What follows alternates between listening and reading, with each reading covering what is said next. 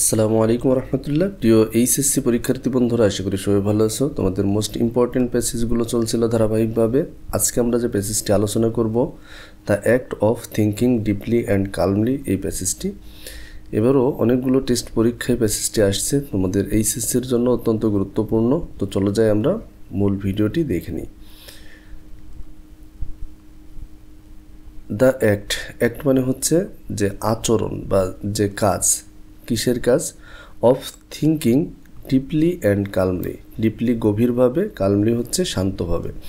তাহলে এই যে গভীরভাবে এবং শান্তভাবে চিন্তা করার যে কাজ, অ্যাবাউট সামথিং, কোনো কিছু সম্পর্কে, ইন এ স্টেট মানে একটা অবস্থা, অফ হাইটেন্ড অ্যাওয়ারনেস মানে বাড়তি সতর্কতার অবস্থায়, ইজ নোন এটা পরিচিত অ্যাজ মেডিটেশন, ধ্যান নামে। মেডিটেশন মানে কি? ধ্যান। তাহলে আমরা যখন পুরা বাক্যটা পড়ব তখন হচ্ছে শেষের থেকে বলতে হয়। দেখো, ইজ নোন হচ্ছে ভার্বের আগের থেকে বলো, যে কোনো কিছু সম্পর্কে গভীরভাবে ও শান্তভাবে চিন্তা করার যে অবস্থা, এটা হচ্ছে ধ্যান নামে পরিচিত। ইট ইজ অ্যান অ্যাপ্রোচ, এটা হচ্ছে একটা পদ্ধতি। টু ট্রেন আপ মানে হচ্ছে প্রশিক্ষণ দেওয়ার। তাহলে it is an approach to train up, এটা হচ্ছে প্রশিক্ষণ দেওয়ার একটা পদ্ধতি। তো কি প্রশিক্ষণ দেওয়ার? দ্য মাইন্ড, মস্তিষ্ককে।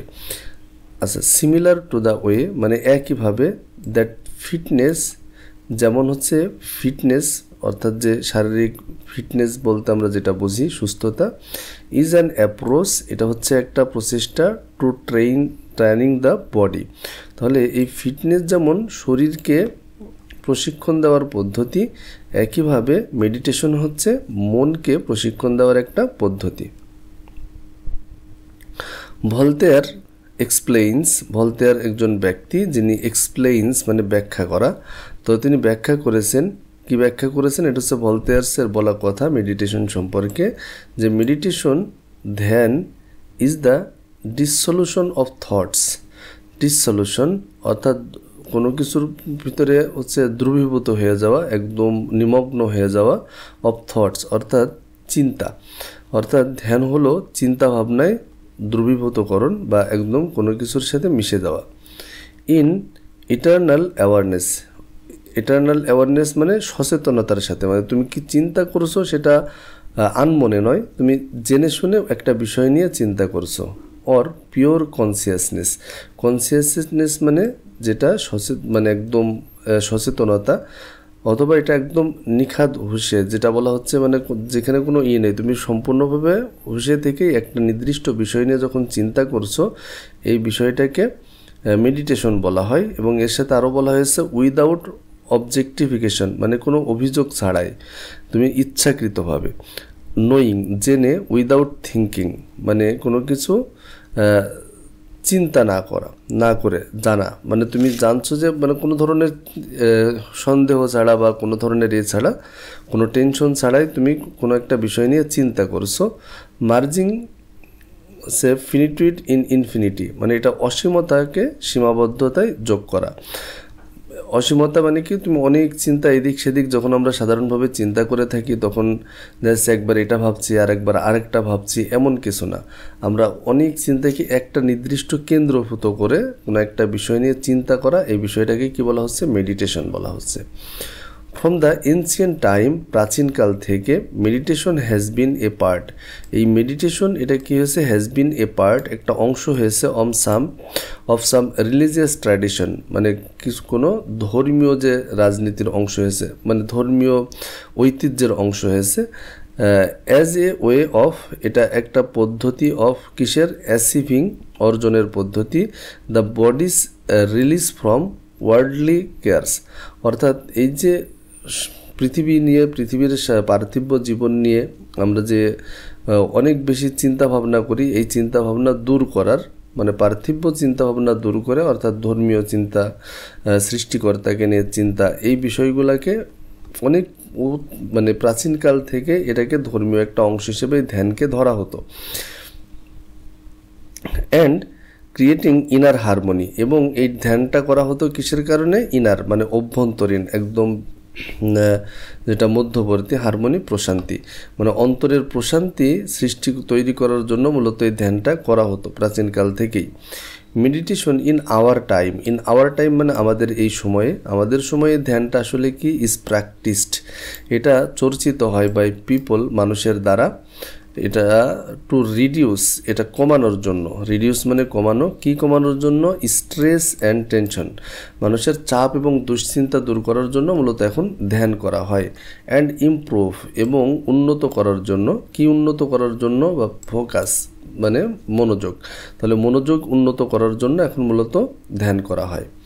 দেয়ার আর ট্রেনার্স, অর্থাৎ কিছু প্রশিক্ষক রয়েছে, ট্রেনার্স যারা প্রশিক্ষণ দিয়ে থাকে, হু হেল্প যারা সাহায্য করে, বিগিনার্স অর্থাৎ যারা নবীনদেরকে সাহায্য করে। এখানে একটা নিয়ম দেখো, এই যে রিলেটিভ প্রোনাউন হু, হুইস, দ্যাট, এইগুলার পরে যখন ভার্ব ব্যবহার হয় সবসময় আগের সাবজেক্টটাকে অনুসরণ করে। তাহলে ট্রেনার্স যেহেতু প্লুরাল আছে, প্লুরাল থাকার কারণে কিন্তু এখানে হেল্প হয়েছে, এখানে ট্রেনার থাকলে হেল্পস হতো। তাহলে হু হেল্প বিগিনার্স, তাহলে এখানে হু মানে যে না বলে আমাদেরকে বলতে হবে কি যারা, যেহেতু এটা প্লুরাল, যারা সাহায্য করে বিগিনার্স নবীনদেরকে, উইথ সাম এক্সারসাইজ অর্থাৎ কিছু অনুশীলনের মাধ্যমে, সাস অ্যাজ যেমন, কী কী অনুশীলন দিয়ে থাকে, ইমপ্রুভড ব্রেথিং শ্বাস প্রশ্বাস উন্নত করা, অ্যান্ড প্রোগ্রেসিভ রিল্যাক্সেশন, বা কোনো একটা প্রোগ্রেসিভ মানে যেটা প্রগতিশীল, মানে যেটা এগিয়ে যাওয়া, রিল্যাক্সেশন শিথিলতা, একদম স্থির থাকা। One of the most common approaches, এটা হচ্ছে মোস্ট কমন সব থেকে সাধারণ প্রসেসটা টু মেডিটেশন, অর্থাৎ এই ধ্যানের জন্য। মেডিটেশন ইজ হচ্ছে কনসেন্ট্রেশন, মানে এটা হচ্ছে একদম একাগ্রতা বোঝায়।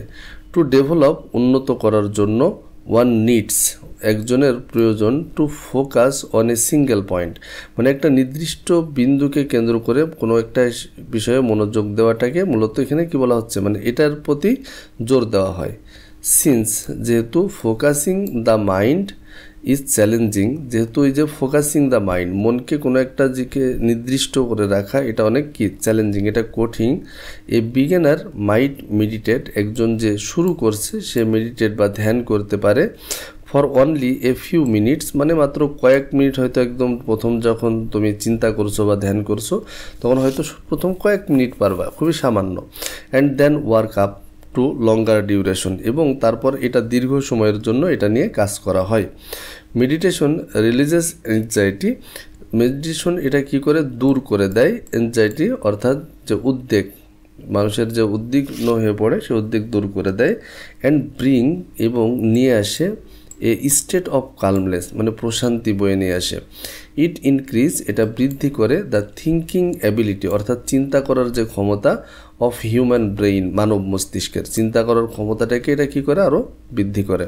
সো দ্যাট, যাতে people have a better control, মানুষের থাকে এ বেটার কন্ট্রোল, আরও ভালো নিয়ন্ত্রণ, অফ দেয়ার ইমোশনস, তাদের আবেগের প্রতি তারা যাতে আরও নিয়ন্ত্রিত হতে পারে। দোজ হু প্র্যাকটিস, মানে যারা চর্চা করে মেডিটেশন, ধ্যান, অর্থাৎ যারা ধ্যান করে, ক্যান ওয়ার্ক টায়ারলেসলি, অর্থাৎ তারা ক্লান্তিহীনভাবে কাজ করতে পারে, ফর এ লঙ্গার পিরিয়ড, আরও দীর্ঘ সময় অফ টাইম, আরও দীর্ঘ সময় ধরে তারা বিরতিহীনভাবে বা ক্লান্তিহীনভাবে কাজ করতে পারে। মেডিটেশন হেল্পস, ধ্যান সাহায্য করে, সহায়তা করে, ইমপ্রুভ অর্থাৎ উন্নতিতে, ব্লাড সার্কুলেশন রক্ত সঞ্চালন বৃদ্ধিতেও মেডিটেশন কী করে, ধ্যান কাজ করে। In the brain and other parts, অর্থাৎ মস্তিষ্কে এবং আদার পার্টস অন্যান্য অংশে অফ দ্য বডি, শরীরের, তাহলে মস্তিষ্ক এবং শরীরের অন্যান্য অংশে রক্ত সঞ্চালনেও এটা সাহায্য করে। ফাইনালি, অবশেষে মেডিটেশন ইমপ্রুভস, অর্থাৎ এই ধ্যান ইমপ্রুভস উন্নত করে, ক্রিয়েটিভিটি অর্থাৎ এটা সৃজনশীলতা বৃদ্ধি করে, তারপরে সেলফ অ্যাওয়ারনেস আত্মসচেতনতা, অ্যান্ড টলারেন্স ও ধৈর্য শক্তি।